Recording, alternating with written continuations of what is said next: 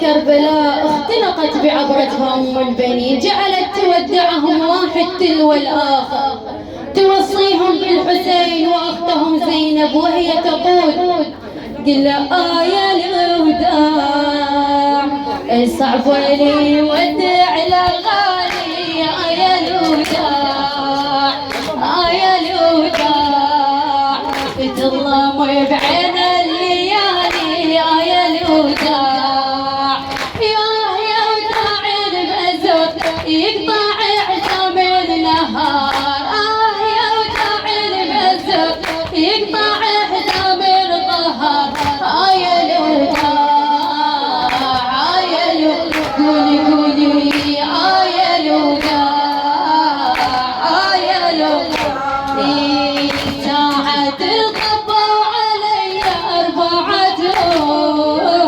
عيني تجري المدافع فوق خدهم، وانت يا تسمع تخيل حالي أمهم، وانت يا تسمع تخيل حال أمهم، حالي تودع ولد يروح من هالأبد، حالي تودع ولد يروح من هالولد، هذا حالي هذا حالي قولي هذا حالي هذا حالي بدوي هذا حالي هذا حالي صحت للعباس قلت له يا ابو فاطم احمي زينب خيتك صير كافيل، بالدرب عن الشمس غطي المحاميل، بالدرب عن الشمس غطي المحاميل،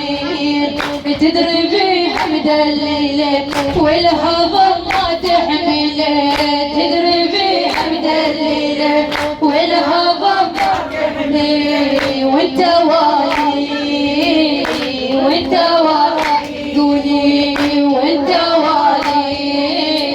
وانت والي، يا حالات عيونهم من ودعوني، صحت يوم الكربلاء وياكم خذوني،